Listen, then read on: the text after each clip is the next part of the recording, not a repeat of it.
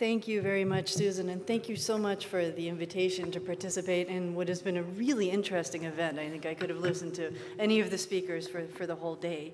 I am highly conscious of the fact that our panel is coming between you and your lunch, and I also realize that I am coming between you and listening to Dr. Robert Pastor, and so I will do my best to be brief. I've brought my notes, which I wasn't going to do, so I will try to keep off track. I'm going to raise a few questions, and then I hope that Dr. Pastor, who has thought about all of these things, will give the answer. So that's a nice way of, deflecting my role of this conversation.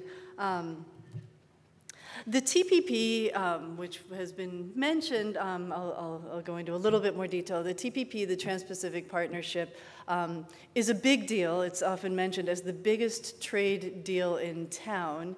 And many, yesterday at the dinner, Dr. Purcell made a very good point that perhaps this is because there isn't that much else going on, and so you can be the judge. So the TPP is a relatively large membership. There are 11 countries: Australia, Brunei, Canada, Chile, Malaysia, Mexico, New Zealand, Peru, Singapore, the United States, and Vietnam.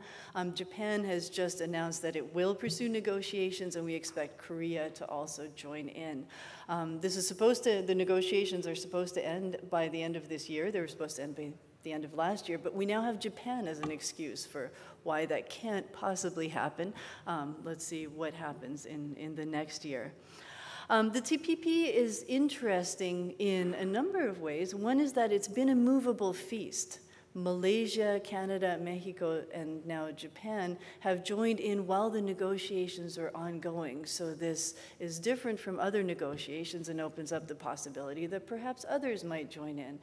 Probably doubtful at this point, but it has been flexible in that extent.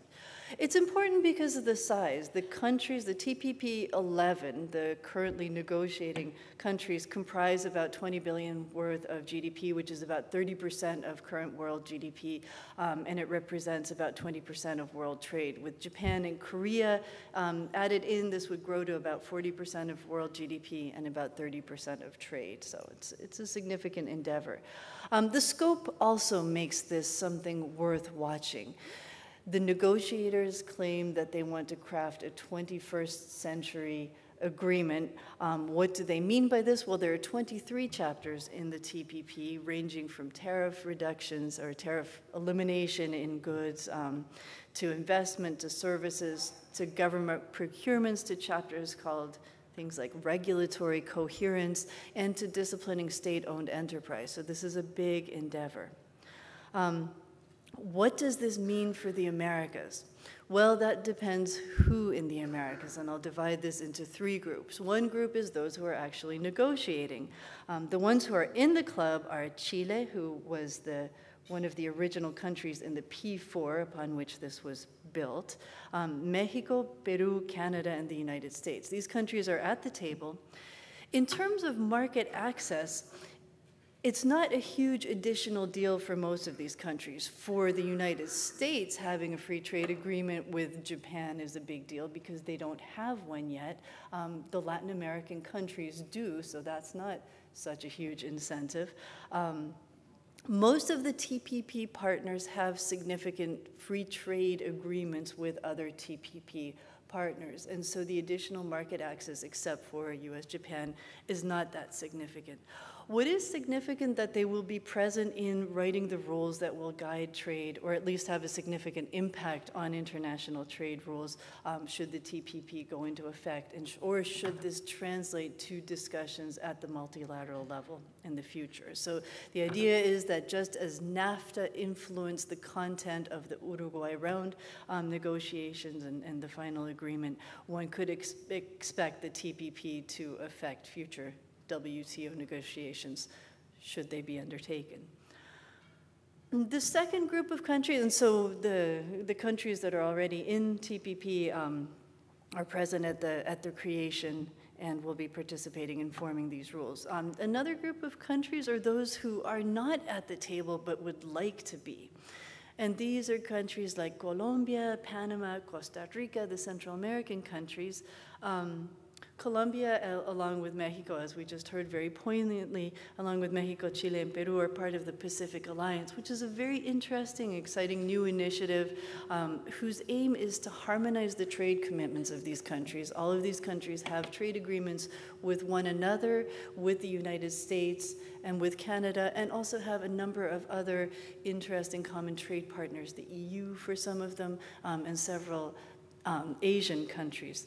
The end game of the Pacific Alliance in terms of trade negotiations is to deepen trade with Asia and to make this part of the region more relevant and more integrated into the global supply chains.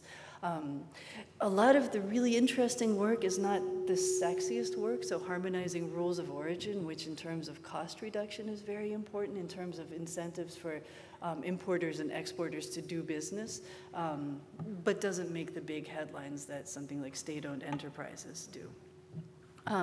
But the fact that there are these countries that are participating in regional initiatives such as the Pacific Alliance, and Costa Rica and Panama are observers and look once they fulfill the requirements of having trade agreements with all the Pacific Alliance countries, one could anticipate they're becoming part of the Pacific Alliance. This points to one of the challenges of the TPP, or one of the ironies, I guess, which is that one of the de facto requirements is membership in APEC, the Asia-Pacific Economic Cooperation. Asia faces a similar problem. Not all ASEAN members are members of the APEC. Asia has its own regional arrangement. They're working to deepen their ties with FTA partners through what's known as the Regional Comprehensive Economic Partnership. We don't have a similar initiative in Latin America other than the Pacific Alliance, in which one of the countries is for the moment excluded, although there is no real reason why Colombia, being a Pacific country, having a similar economic objectives and policies as the other ones, should be excluded from APEC or from the TPP. And the third club is those that are, everybody else. Those are who are out of the club altogether. There's an echo that keeps coming and going. Sorry, could that be? I was going to use this as my clock. Oh, that could be. There, so it could be my cell phone. So is that better? No. Yes? Oh, good. Perfect. Sorry about that. These are this is symbolic of the distortions that these initiatives are trying to. Oh, thank you. How many minutes do I have left? Like 1 or 2? Well, actually, you can have between 10 and 15 total. You started at...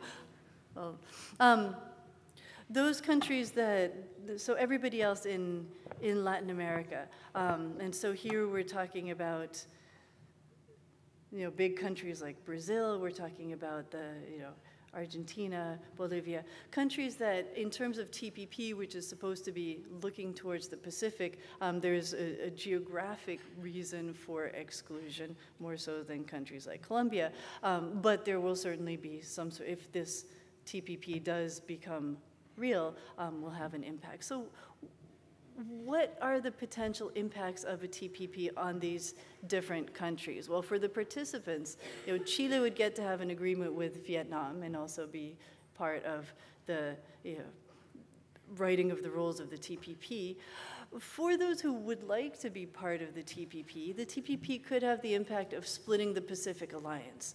What type of economic consequence this would have is unknown, but it's certainly something that Colombia worries about. Colombia would like to be part of this trade initiative that is in line with its goals. And the Pacific Alliance has great potential. In addition to the trade measures that are being taken, these countries have a common stock exchange, the MILA, which Mexico has agreed to join the next year in 2014. The Pacific Alliance has also generated a lot of international attention. Observers include Costa Rica and Panama, who are on track towards membership, in Uruguay, but also Canada, Spain, Australia, New Zealand, Japan. These countries obviously see something happening there, and perhaps the Pacific Alliance is being used as a potential backup strategy for TPP negotiators who might have their doubts about the eventual finishing of the TPP.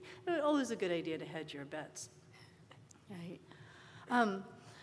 The TPP can also have the impact of further fracturing the hemisphere into two diverging camps in terms of economic development strategy, and we've talked about that throughout the morning.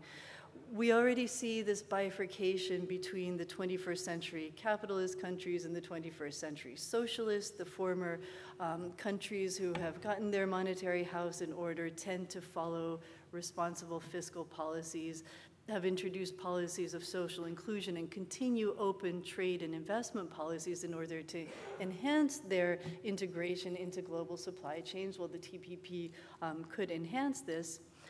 The latter countries, the 21st century socialist, and I use that more in terms of economic policies than political policies, but they tend to be closed to trade and investment. They've negotiated fewer trade agreements. Certainly, they're following more expansionary fiscal and often monetary policies, and have expressed a sense of discomfort with the current rules of the international trade and investment game. And so these countries are also closely correlated with a larger number of expropriations. To put it somewhat politely, 3 countries in this camp have already pulled out of the ICSID, the International Center for the Settlement of Investment Disputes. One has tabled recently legislation to pull out of the U.S. bilateral investment treaty. And so you see a real divide between countries in terms of their attitudes towards investment and trade. Will the TPP serve to further galvanize the hemisphere by excluding a large swath of countries? That's one interesting question.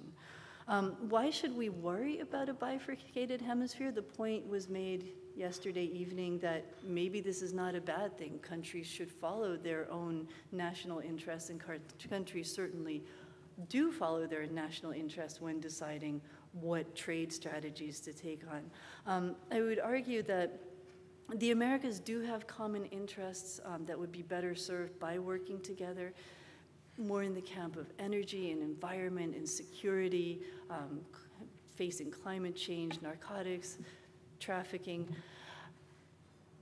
In the 1990s, the FTAA, and I know that speaking about the FTA in Miami either makes you feel, sad for those good old days, or you're really tired of hearing about it. But the FTA was an attempt to use trade as a glue to cement relations in order to help countries deal with some of these other common issues. We've gone a long way from those sort of heady and perhaps naive days of thinking that it would be easy to construct a free trade agreement among 34 such diverse economies, but perhaps we've gone too far in terms of taking trade off the agenda and allowing the great bifurcation of the hemisphere. And so I think I've gone just a little bit over time. I apologize for that. No, thank you very much. And now we look for answers.